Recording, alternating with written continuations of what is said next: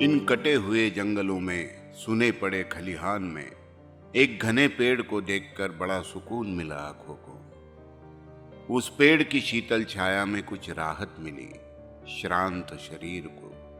तब किसी ने कंधे पर हाथ रखकर पूछा, पानी पियोगे? एक आभा थी उनके इर्द गिर्द। बड़ी घनी छांव है, काफी बड़ा पेड़ है ये।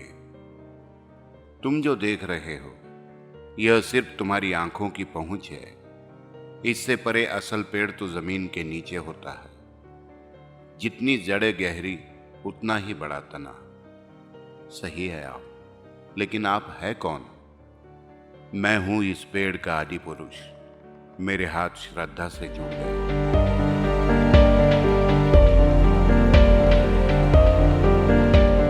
और फिर उन्होंने अपने स्वर्णिम इतिहास को सामने रख दिया। हम जब अपने अतीत की ओर देखते हैं तो आज के परिप्रेक्ष्य का अंदाजा लगने लगता है। राजस्थान के मांडल से मिलते हैं कुछ कदमों के निशान। 14 पीढ़ियों का सफर है यह। निष्ठा, समर्पण, आस्था की बुनियाद पर रखी है नींव बिरला परिवार की। हम आज जब इन निशानियों को देखते हैं तो मन श्रद्धा से भर जाता है। जब हम सती माता के मंदिर को देखते हैं तो परिवार के हीरानंद जी की अर्धांगिनी केसरबाई और नारू जी की अर्धांगिनी साबिराबाई का स्मृति स्थल देखते हैं। इस तरह का तेजोमय इतिहास देखकर गौरवान्वित महसूस होता है। इससे पहले इनसे नाता रखने वाली इनकी ही ननद बिरला परिवार की कन्या का स्मृति स्थल भी श्रद्धा से इनसे पहले पूजा जाता है। ओसिया में श्रद्धालुओं को निहारती कुलदेवी सच्चिया माता स्थित है, जिन्होंने अपनों को बड़े प्रेम से संजोए रखा है। इनके आशीर्वाद से ही परिवार के किसी भी कार्य की शुरुआत होती है। धर्मो रक्षति रक्षितः, अर्थात धर्म का रक्षण करने वालों का ही धर्म रक्षण करता है। इस मार्ग पर चलते हुए 32 खंभों के पुरातन शिवालय की जिम्मेदारी बिरला परिवार बखूबी निभाता आया है। हमारी धरोहर ही हमारी रक्षा कर सकती है, यह इस परिवार को भली भांति ज्ञात है। और इसी मार्ग पर ओम जी बिरला चलते रहे। इस पवित्र कार्य की जिम्मेदारी को समझते हुए उन्होंने अपना तन मन धन न्यौछावर कर दिया।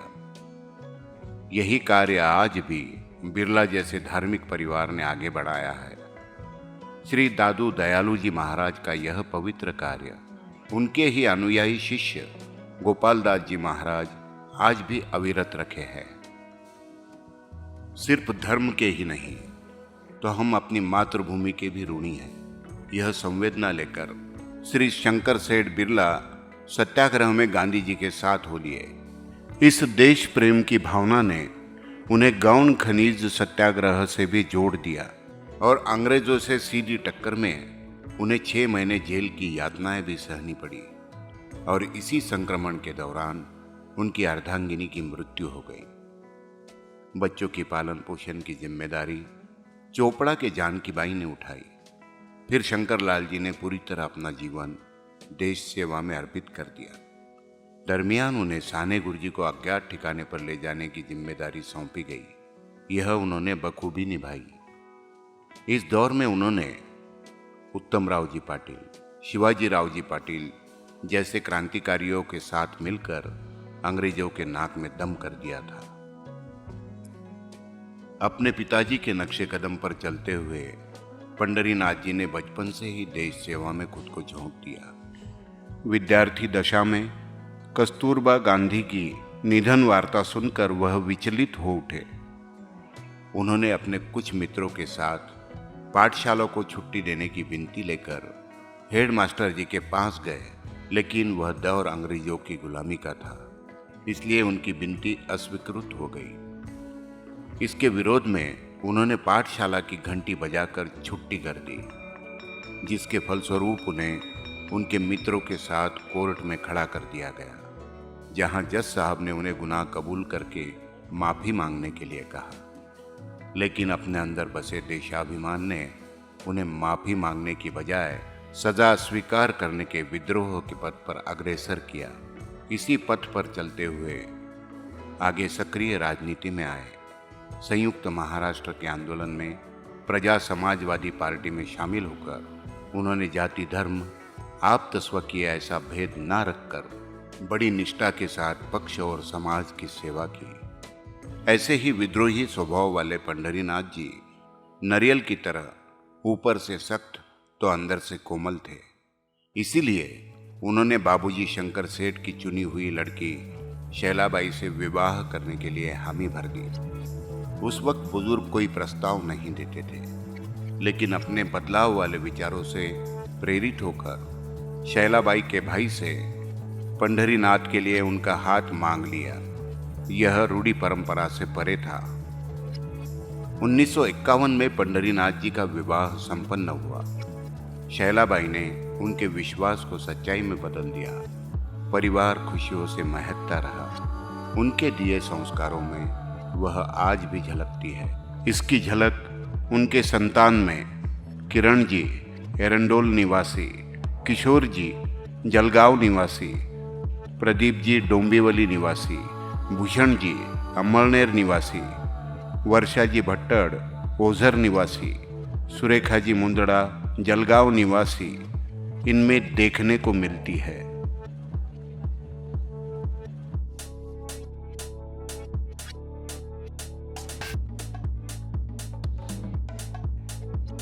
सामाजिक जिम्मेदारियों को निभाते हुए मूलचंद ने अधिकृत तंत्र शिक्षा की बागडोर थामते हुए चोपड़ा ऑयल मिल में नौकरी की।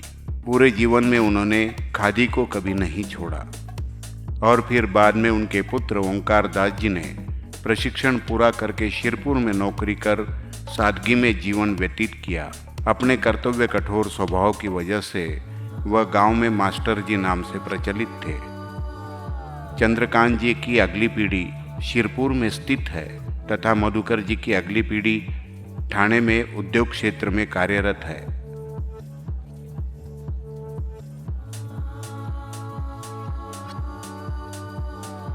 ऐसे ही अपने कर्म और निष्ठा का प्रभाव कई पीढ़ियों तक बना रहता है। किरण बिरला जी ने राजनीति के प्रलोभन से परे जाकर ज्ञान की ज्योति थाम ली और अध्यापन की राह चुनी। अपने अध्यापन के कार्य को आगे बढ़ाते हुए उन्होंने अपने संस्कारों को युवक बिरादरी जैसे संगठन से जोड़कर दिशा दी। इन सभी के बीच किरण बिरला जी की अर्धांगिनी नीताजी बिरला का महत्वपूर्ण योगदान रहा है। अपनी सभी इच्छाओं को त्याग कर वह पति किरण जी के साथ कंधे से कंधा मिलाकर खड़ी हुई। उस वक्त की ग्रेजुएट महिला जो अपने संस्कारों को आधुनिक विचारों से जोड़ने का महत्वपूर्ण कार्य करने लगी। एक परिवार की उन्नति में स्त्री का महत्वपूर्ण योगदान होता है। चूल्हा चौकी के साथ पल्लू कसकर उन्होंने अध्यापन के कार्य में योगदान दिया और एक आयाम कायम करने लगी, अपनी सभी दबी इच्छाओं को बयां करने का और एक नई नींव रखने का। नीताजी ने अपने पुत्र सनील को फिर से व्यापार की ओर जोड़ने का निर्णय लिया और कामयाबी बिरला परिवार के कदम चूमने लगी। आज एरंडोल से औरंगाबाद का सफर आंखें चुंधिया देने वाला है, लेकिन इसकी जड़ों में जो परिवार की मेहनत, श्रद्धा और लगन है उसे याद रखने की जरूरत है। 14 पीढ़ियों का इतिहास इतने कम समय में बयां करना असंभव है। माँ तो सिर्फ जन्म देती है, लेकिन जो पालन पोषण करती है वही सच्ची माँ रहती है।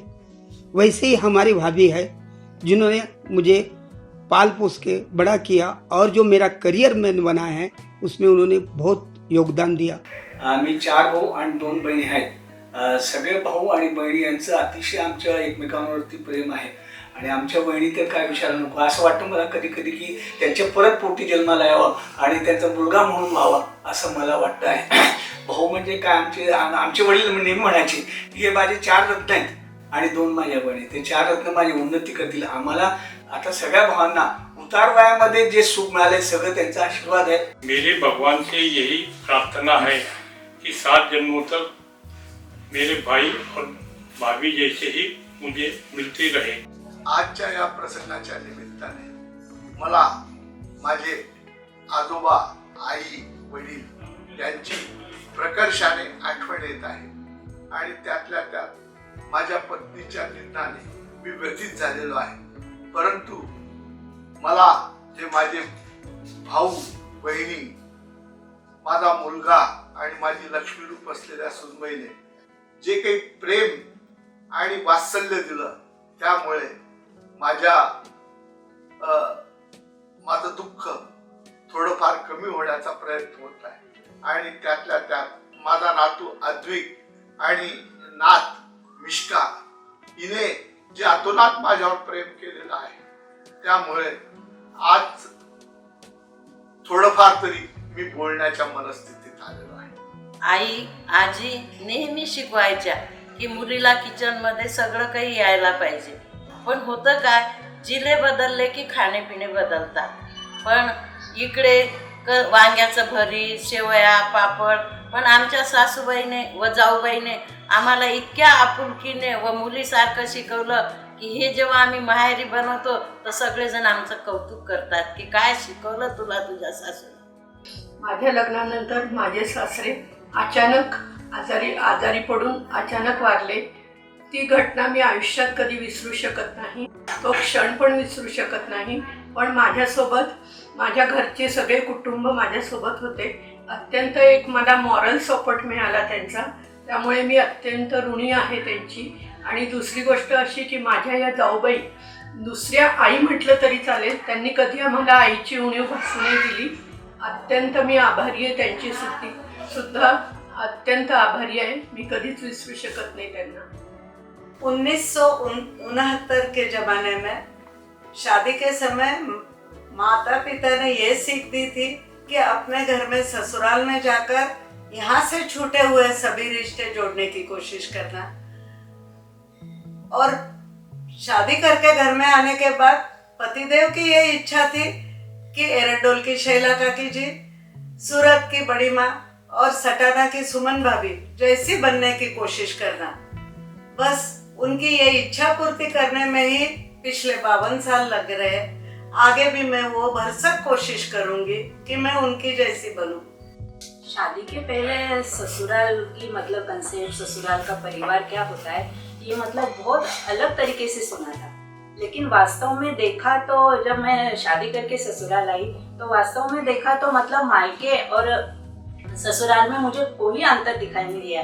सिर्फ एक मकान चेंज हुआ और जो परिवार मिला है मुझे, उससे मैं बहुत खुश हूँ. मैं बहुत नसीब वाली समझती हूँ, भाग्यवान समझती हूँ अपने आप को. बिर्ला परिवाराने जो उपक्रम हाती घेतला तो खरोखर कौतुकास पात्र आहे. आपल्या पूर्वजांचा, आपल्या मूळ गावाचा, आपल्या मूळ माणसांचा मागोवा घेणं हे अतिशय रोमांचकारी आहे. आणि ते सगळी माहिती एका सुंदर पुस्तकात जतन करणं हे त्याहूनही ग्रेट. आपण सगळे खरोखर कौतुकास पात्र आहात. बिर्ला परिवार हा माझ्या मामी सासऱ्यांचा परिवार. या सगळ्यांशी आमचं घट्ट मैत्री. हे सगळे लोक अतिशय आतिथ्यशील, जीवाला जीव देणारे, पटकन आपलंसं करून घेणारे आणि सतत हास्याचे कारंजे उडवणारे. या परिवाराचा मी एक भाग आहे ही माझ्यासाठी खरोखर एक अभिमानास्पद गोष्ट आहे. आणि आजच्या या सुंदर दिवसासाठी मी आपणा सगळ्यास खूप खूप शुभेच्छा देऊ इच्छिते. खंत एकच आहे, या सुंदर प्रवासाच्या सहभागी असणाऱ्या आदरणीय सौ जमना भाभी यांची उणीव. काही गोष्टींना खरोखर उत्तरच नसतं. ये परिवार में जन्म लिया, यही मेरा बहुत बड़ा सौभाग्य है. और मैं एक ही बात मेरे पप्पा से सीखी हूँ कि हरदम आशावादी रहना. आपके संस्कार ही आपको बताते हैं आपकी परवरिश कैसे थी, और आपकी परवरिश ही बताती है आपको कि आपका परिवार कैसे है. बिरला परिवार एक संस्कारों का धरोहर है और ये संस्कारों की नींव रखता है. और मुझे बड़ा नाज है कि मैं ये परिवार की बेटी हूँ. ये शाश्वत सत्य है कि विधाता ही जोड़ियां ऊपर से बना के भेजते हैं. उसमें से मैं बिरला परिवार की बहू बनी हूँ. मुझे आज 12 साल हो गए बिरला परिवार की बहू बन के. मैं पहले ही दिन से मुझे कभी ऐसे महसूस नहीं हुआ कि मैं इस घर की बहू हूँ। मुझे इतना प्रेम, इतना प्यार इस घर में मिला है। मुझे पहले ही दिन से मेरी माँ ने मुझे बहू बन के ये नहीं किया, मेरी सासू माँ ने मुझे कभी बहू बन के रखा नहीं है। उन्होंने हमेशा मुझे बेटी माँ से बढ़ के प्यार दिया है। और आज मुझे उनकी बहुत ज़्यादा कमी महसूस होती है कि मुझे हर वक्त, हर समय, मतलब वो मुझे कभी भी, मेरी मम्मी तो भी एक आध बार मुझे डांट देती थी, कुछ बोल देती, पर वो मुझे हमेशा प्यार से संभाल के उन्होंने लिया है। और बेटी मतलब घर की बहू जिस तरह से काम करती, सब करती, तो उन्होंने मुझे हमेशा फ्रीडम दिया है कि तू घर की बहू बेटी है। आज तक कोई त्योहार में मैं किचन में आई नहीं हूँ, कोई काम किया नहीं है, सिर्फ उन्होंने ही सब संभाला है। और आज वो नहीं है, बस अब मैं यही चाहती हूँ कि ये बिरला परिवार का जिस तरह का प्रेम है, उस तरह का प्रेम वो बनाते रहे और मेरे पे आशीर्वाद बना के रखे और पूरा परिवार साथ में रहे। मेरी दोनों दीदी, मेरी जो नंदे है, वो मेरे लिए कभी भी नंदे नहीं थी। वो मेरे लिए मेरी सगी बहनों जैसी थी। वो मेरे से बड़ी है, मैं हाथ पे डांटती हूँ, चिढ़ती हूँ, जो मेरा मन करे मैं वैसे रहती हूँ और वो मुझे संभाल के लिए आज तक। और पापा जी से मैं यही चाहती हूँ कि बस जैसे माँ ने मुझे संभाला है, आप मुझे संभालो। मेरा जो चिढ़ना जो जैसा है वो मुझे आप एक्सेप्ट करो। माँ ने मुझे वैसे ही किया था, मैं भी कोशिश करूँगी कि मैं पूरी तरह से आपको साथ लेके चलूँ। बिरला परिवार यह एक शब्द नहीं है, इसे कैसे परिभाषित करोगे? सागर से गहरा और पर्वतों से विशाल है यह परिवार। मैंने अपनी पुत्री को यहाँ दिया, लेकिन एक पल के भी लिए कभी ऐसा महसूस नहीं हुआ कि मेरी पुत्री उसके ससुराल में है। मायके से ज्यादा यहाँ वात्सल्य और ममता की गोदी में वह हमेशा झूले लेती है। मैं अपने आप को बहुत भाग्यशाली समझती हूँ कि इस परिवार से मेरा रिश्ता जुड़ा है। एक उसे पिता की गोद, माता की गोद दोनों साथ में मिली है और बहुत ही अच्छा पति जो उसकी हर छोटी बड़ी ख्वाहिश को पूरा करता है। उसकी दोनों नंदे, सभी काका जी, काके ससुर जी, हमेशा ही सभी से उसे भरपूर प्यार मिला है। भगवान से यही प्रार्थना करूंगी कि यह परिवार हमेशा इसी तरह हंसता, खिलखिलाता, मुस्कुराता रहे। सिर्फ कमी एक ही चीज़ की हो रही है, मेरी सगी जी की। मेरी सगी जी मेरे लिए कभी संबंध थी ही नहीं। वह मेरे लिए एक बहुत अच्छी मित्र थी, मेरे लिए एक बहुत अच्छी सहेली थी। परमात्मा उनकी आत्मा को शांति प्रदान करे। और बस इतना ही कहूँगी कि आकर नसीब के कोई चादर बदल गया, सेहरा था किस कदर समंदर में डल गया। बिरला परिवार का जादू देखिए किस कदर था, राठी परिवार के एहसास का नींव का पत्थर ही बदल गया। कुछ चीजें अपन नहीं बदल सकते, म्हणजे जैसा कि अपन कौन से कहाँ जन्म लेंगे ये अपन नहीं बदल सकते। पर मैं बिरला परिवार में जन्म लिया, इसका मेरे को बहुत अभिमान है। मेरी मम्मी की और मेरे पापा के मेरे ऊपर बहुत संस्कार है। मेरी मम्मी जाने के बाद में मेरे को उनके संस्कार ही आगे लेके जाने का है। यही समझ के ये सारा जो विषय है, जो सारा पुस्तक का निर्मित है, वो सारा विषय है, वो लेके हम आगे बढ़ रहे हैं। मेरी दादी कोई भी चीज को जोड़ के दे सकती थी और इसके लिए मैं मेरी दादी को जुगाड़ू बोलता था।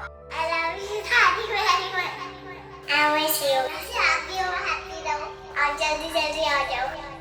Bye bye.